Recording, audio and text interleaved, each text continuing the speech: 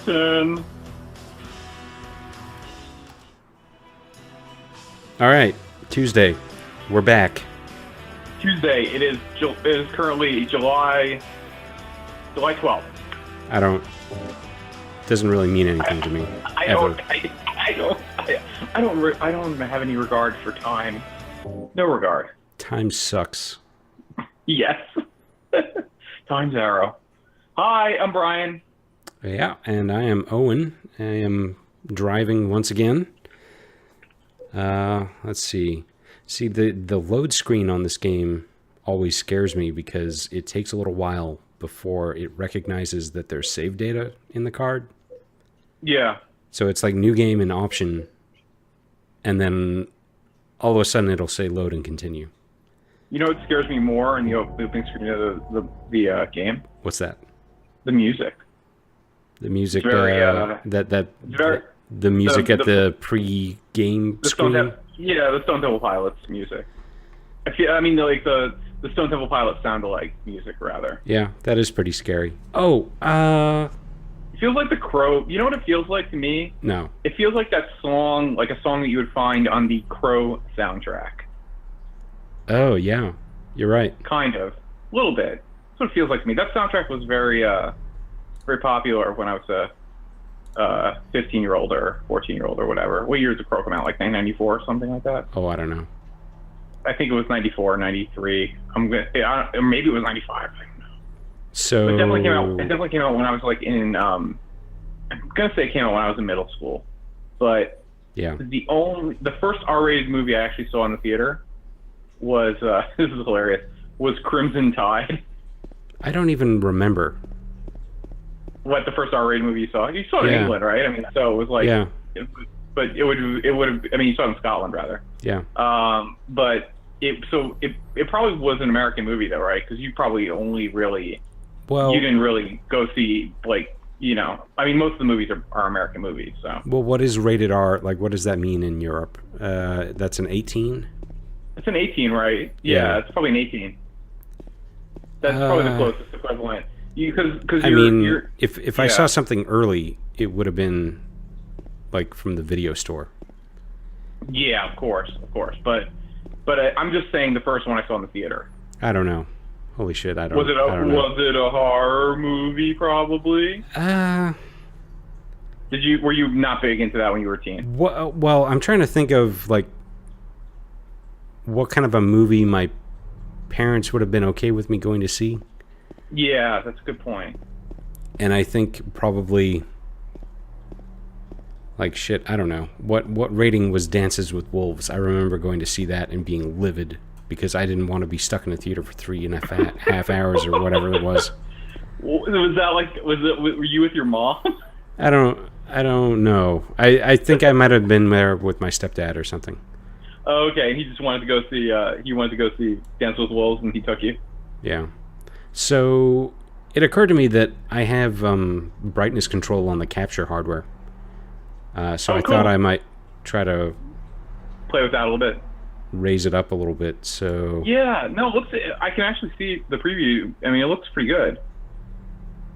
I bumped it up a little bit here. I feel like there is definitely a market improvement in sort of what you did. So yeah, cool.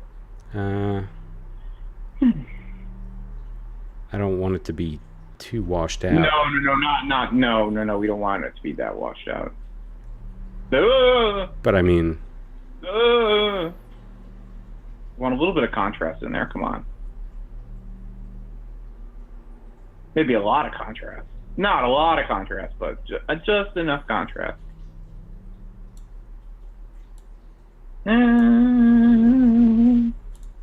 There's like. Well, I mean, we have to help. We have to, Well, not bad. No. Nope. Nope. Sorry, audience at home. This is just, unless we don't have an audience right now. We just gotta work it out, whatever it is. We gotta work it out. Okay. No problem. So how about that? I think we're alone right now. How about those Pokemans? Pokemans. Yeah. So There was some more office chatter today about oh, jeez. Pokemans.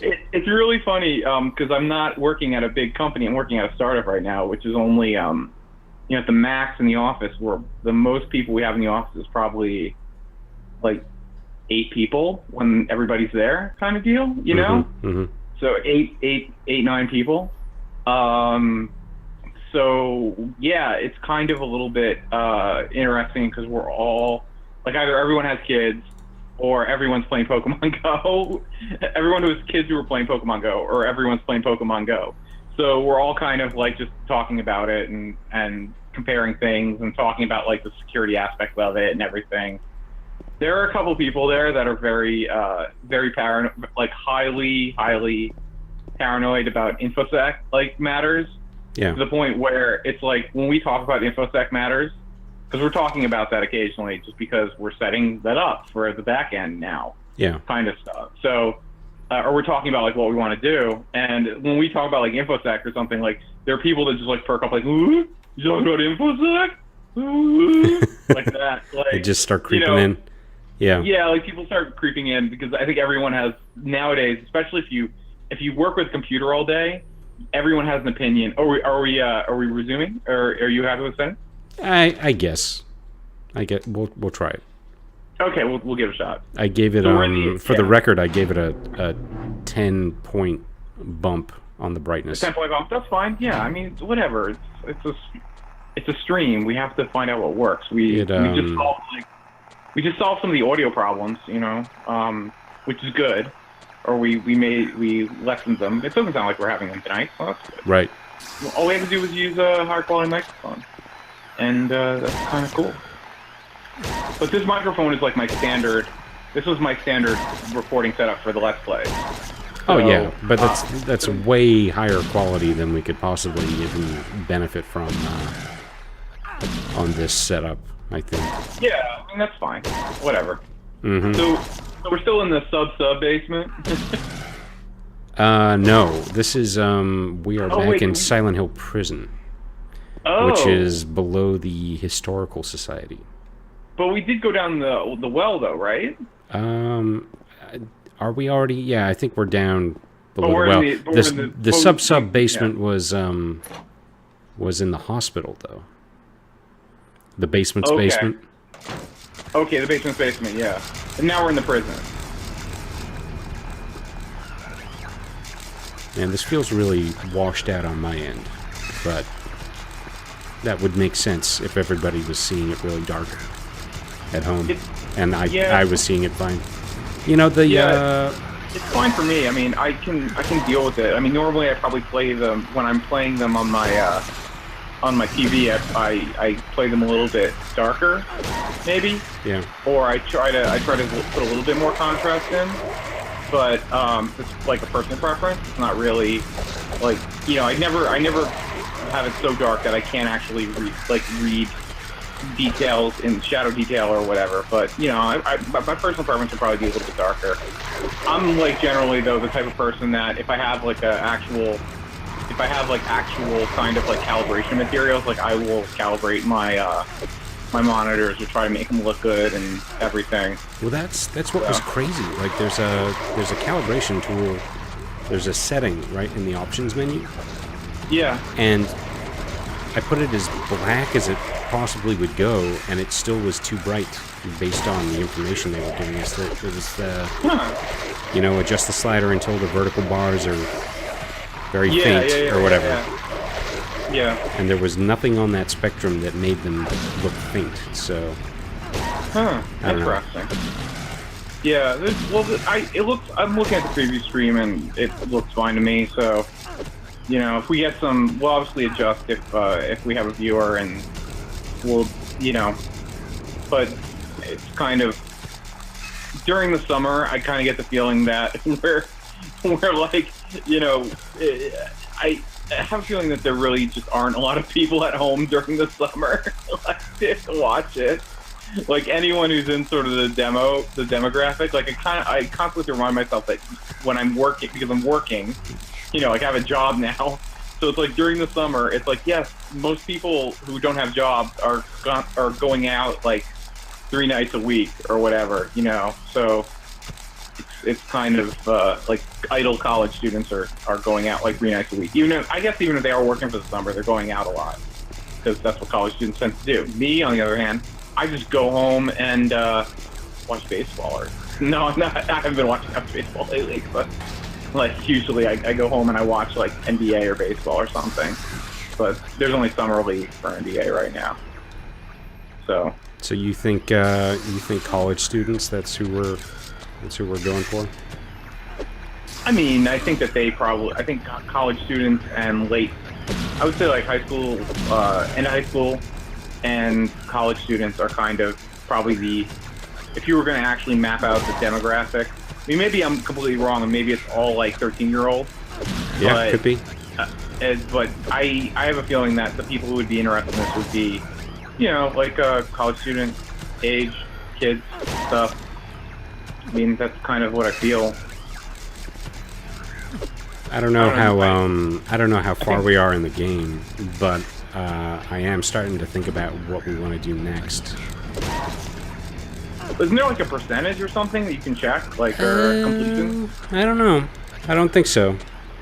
Not in this game. Nope. I mean, this was a PS2 title. They didn't really track your progress in the same way they do now.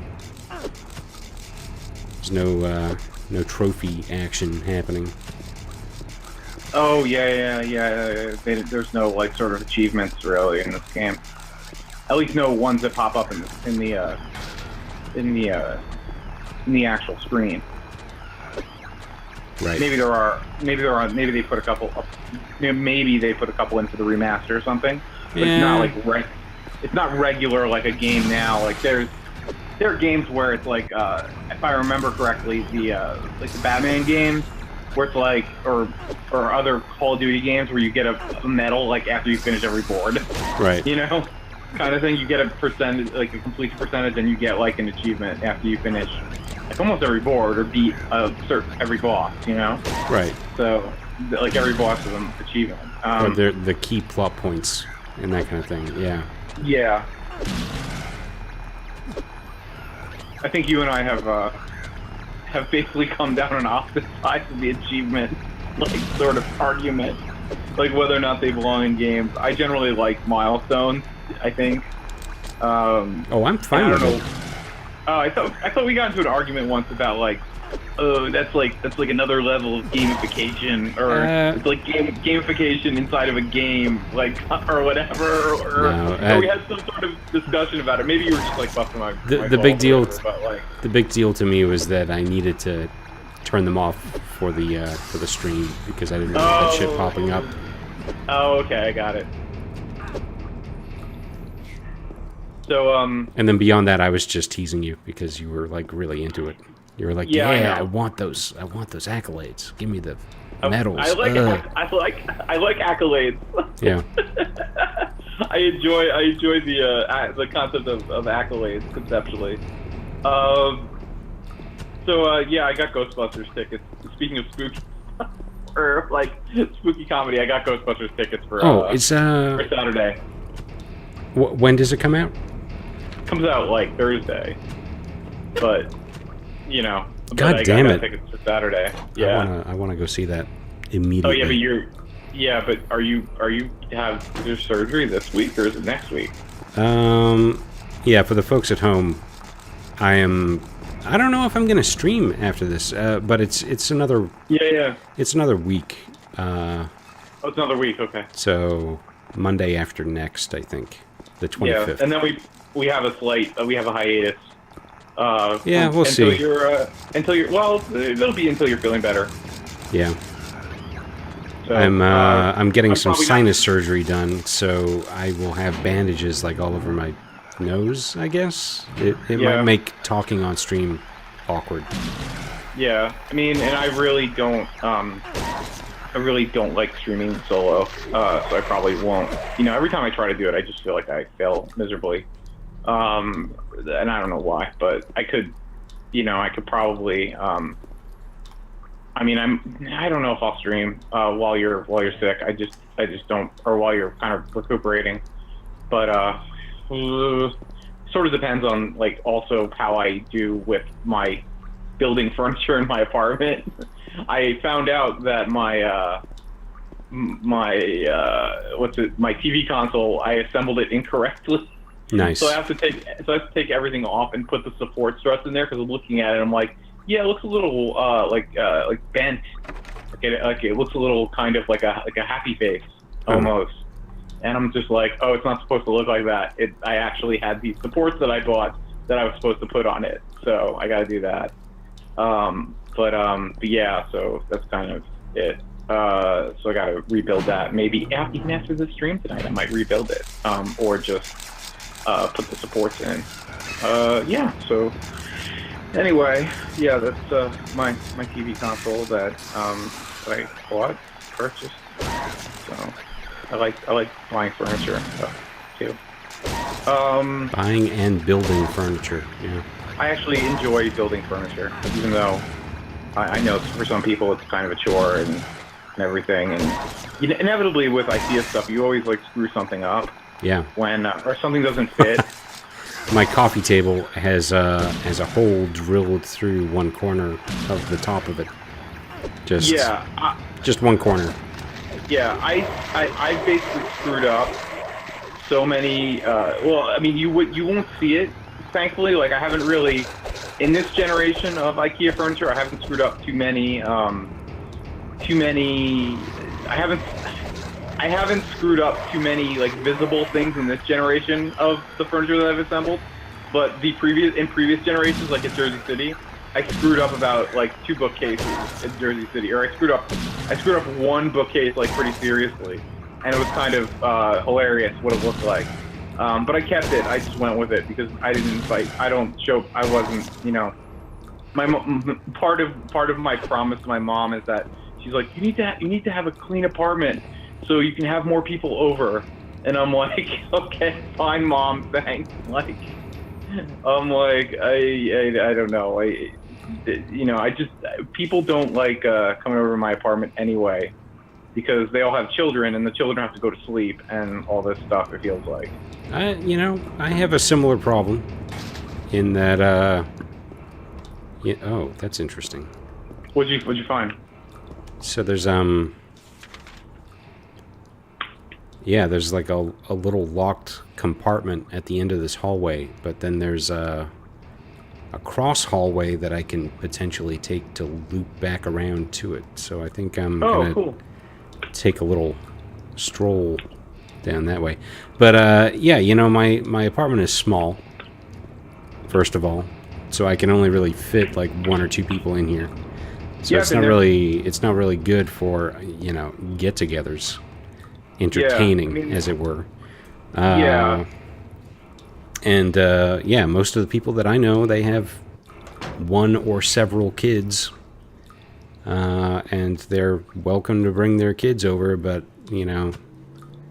there are literally only 3 rooms in this apartment. And one of them's a bathroom. The other one's my bedroom, and that's it. Kids don't travel well if you have apartments.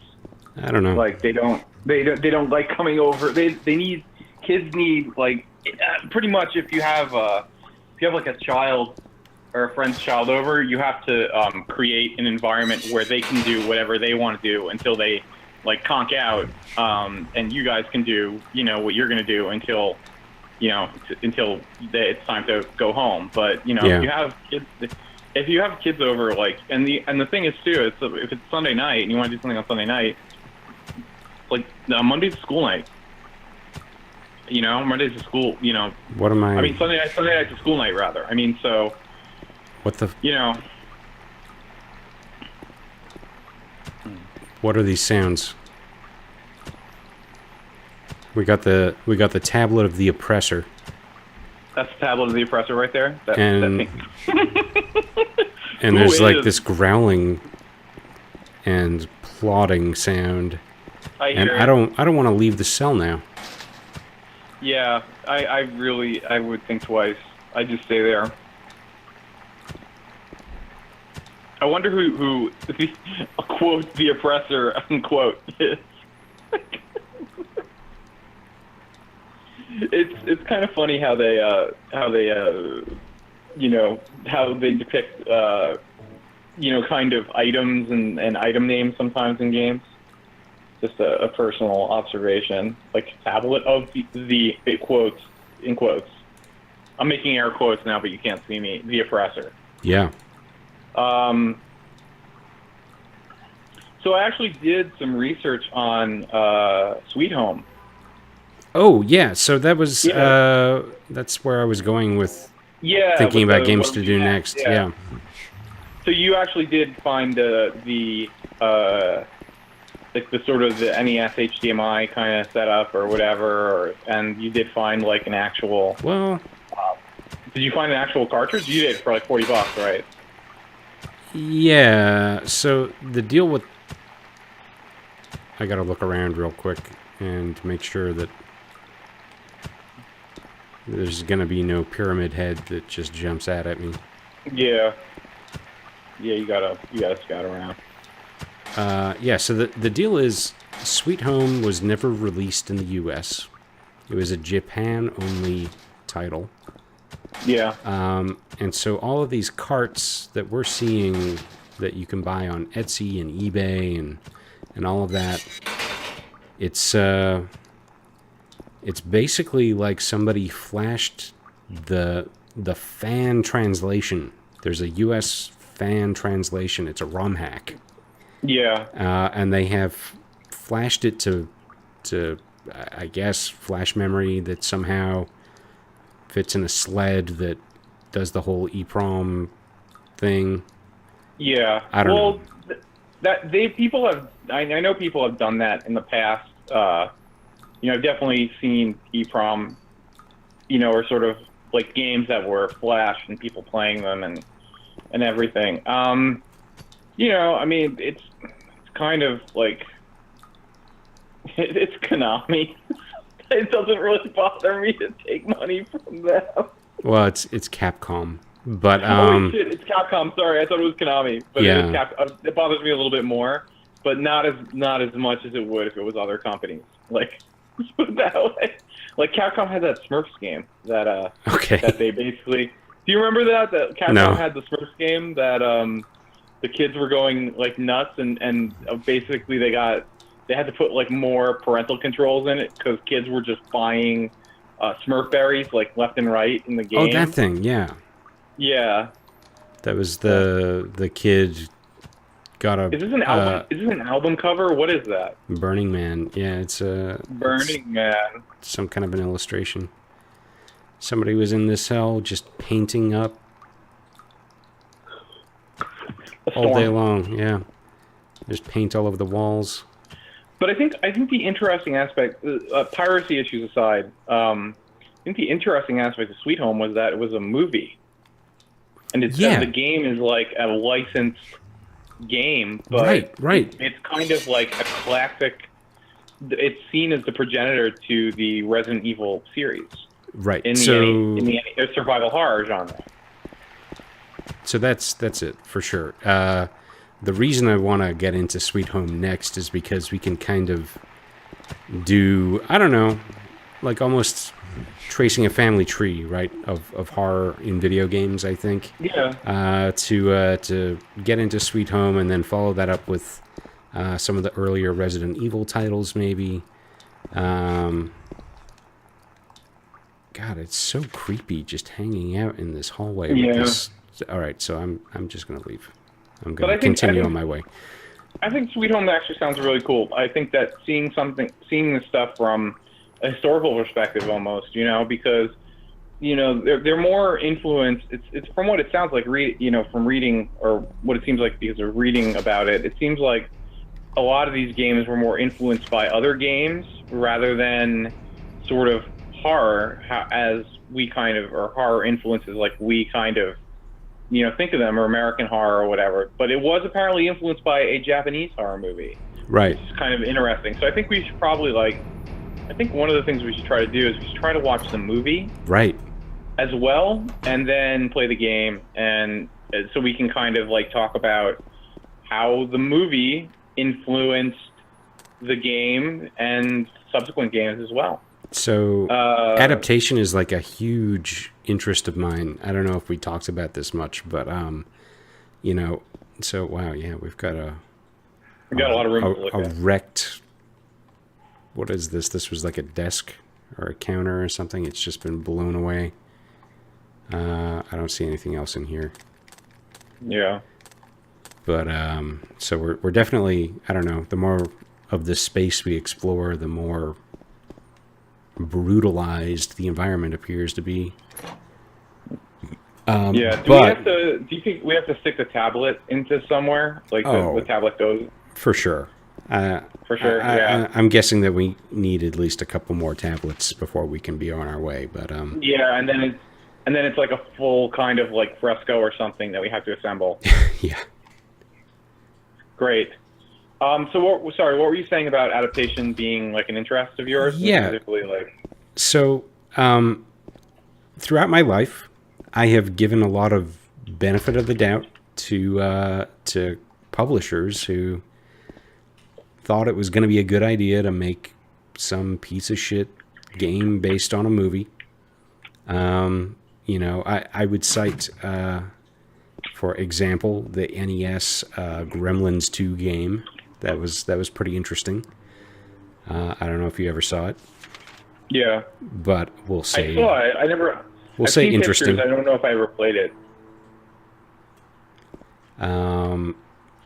And so, yeah, there are a lot of like franchised or licensed video game titles that I think, you know, are terrible in a lot of ways.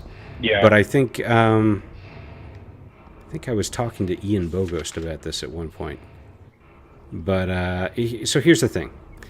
I think action figures are super interesting in the same respect. When you buy one of those higher-end action figures, you know, those anime things or those comic book things, the McFarlane whatchamacallits, each one of those characters is the figure themselves, but they also come with, you know, critical accessories or items that that kind of embody the character in some way or another. And I think a lot of these action figure makers are really keen to get to the core of the character. I'll cite one specific case. You watch the show The Walking Dead? You know that show? I have, yeah. Which, of course, is based on a comic, but the comic isn't important to this conversation. So, yeah, that's kind of interesting in that it's a... Anyway, I'm talking about a comic book that was adapted into a TV show that was adapted into an action figure. Shit, what was this guy's name? He was the old guy who would, like, sit on top of the bus with a bucket hat on, and he had a rifle. He drove the motorhome. He was always fixing shit up. He gets murdered in a field because of some shitbag kid. Oh my god. That was a scary sound. Me typing. Dale? Dale, yeah. I was going to say Dwayne, but that's fucking wrong. I wanted to look at Dale Horvath. Yeah. So, if you look for the McFarlane action figure of him, he comes with a couple of items, but the one of note is the lawn chair. Right? He comes with a fucking chair. Like, that's core to his character. He sits on chairs. That's what he's about. That's his whole deal. He waits at the camp and he sits on his fucking chair. And that's it. Yeah, he may have a gun or a pack of smokes or a bottle of water or I don't know what. But mainly, this is a guy who's about that plastic chair. And I just think that's so smart. So anyway, I think video game makers tend to miss the chair. This is my whole point. they'll make a video game that is just like a lot of other video games, in that it has I don't know, gunplay or running and jumping or whatever, but it's actually contradictory to the core of the character, whoever that is. And and so what I'm really hoping is that Sweet Home is not that it is true to the material to such an extent that it really gets to that core. It remembers the chair. Yeah. No, I mean, that sort of makes sense. I mean, it kind of makes me think a little bit about successful adaptations of games, and I think that one of the most successful in my mind was actually a Capcom game, and it was like DuckTales. DuckTales? The DuckTales game. Yeah, Remember the DuckTales game? Yeah, you know what I'm talking about, the one where you go to the moon and everything? That was one of the most successful kind of adaptations. And it seems like to me that a lot of the more successful adaptations were based on cartoons than actual kinds of, live action movies and so on. I don't know why that is, and I don't know why that is. Maybe it's easier to embody character in a cartoon game than it is with like a licensed. Another thing with like licensed games and everything is they never, like in a lot of games, they never really got likeness rights for the characters. So it's like, right. I don't really know if like in every game where Stallone was depicted, if the character actually looked like Stallone, Yeah, and in some of those cases, like it was because the game development started before casting was finalized or whatever. So they actually they just couldn't do it. I don't know why, but that's always kind of an issue with. That's even an issue with like action figures that are based on real people as well. Right. There's always something that if you don't actually license the actor's likeness and you just license the character, you can't actually depict the character as that. You can't actually depict that actor as the character. And that happens in video games. It happens in action figures. But there's definitely like a business wrinkle to that as well, to adaptation and everything as well. But yeah, it's like definitely action figures. You have, especially with the collectible ones, I think that they make an effort in a lot of cases with like the McFarlane or whatever toys, or even the best ones I had, or my sort of action figure weakness are the Palisades Muppets figures. Yeah. And they do a really good job of like depicting sort of the Muppet props alongside. Like New Zealand comes with like a couple fish and a bucket and everything. Right. And that's his chair because he has boomerang fish. Right. Kind of thing. So yeah, it's definitely a thing with action figures, and I understand where you're coming from regarding like games and how they kind of show it's all about like also in sort of like film school or whatever, it's like show don't tell kind of, Right. And these licensed video games will often just be all about the tell.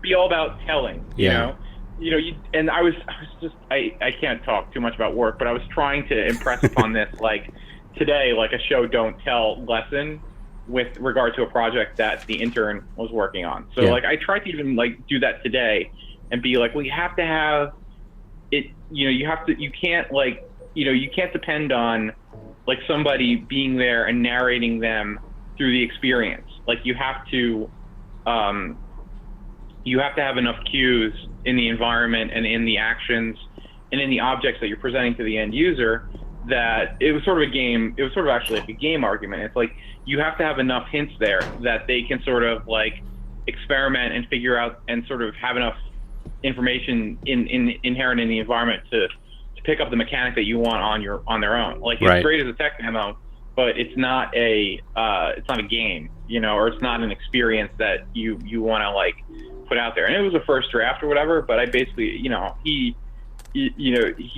I tried to impress on him that that's where, probably, or those are the kind of things he should probably like think about doing, because it's like, yeah, you can write, you can script the actual action that you want, or you can come up with something in Unity or using a game engine or whatever, but actually guiding the, telling, trying to do storytelling and everything, that's a completely different set of skills. Yeah. And it's a very important skill to have for interactive media and other types of stuff. I mean, that's the one thing that people are complaining about with Pokemon Go, that there's no story. Oh, really? I haven't heard anybody complain about Pokemon Go other than to say, why the fuck is everybody talking about it? Yeah, or it's like, it logged me out or something. Yeah. I think that some of the criticism is just that it is kind of like thin on narrative right now, like at least like the current version of the game. Because I guess people feel like Pokemon has like this rich, like deep lore. I mean, like, I know I'm gonna get in trouble of talking about like deep lore with people, because like there's been a lot of talk, like Bryan Cranston, because he's doing a voice. He was a voice in the old Power Rangers series, and he basically made a comment or something about the new movie. He's in the new movie as a voice or as a character too, or something.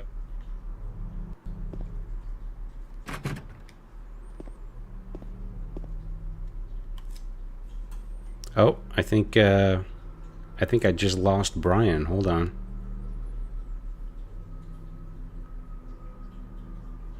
Where'd you go, Brian?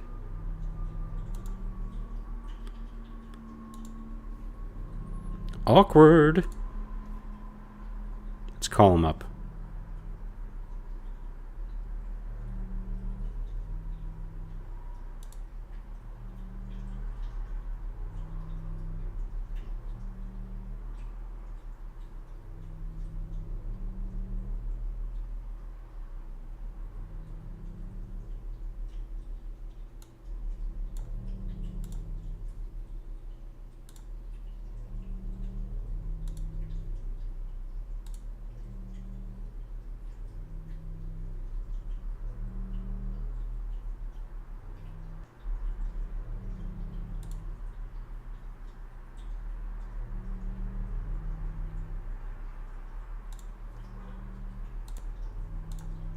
Wow, I hope I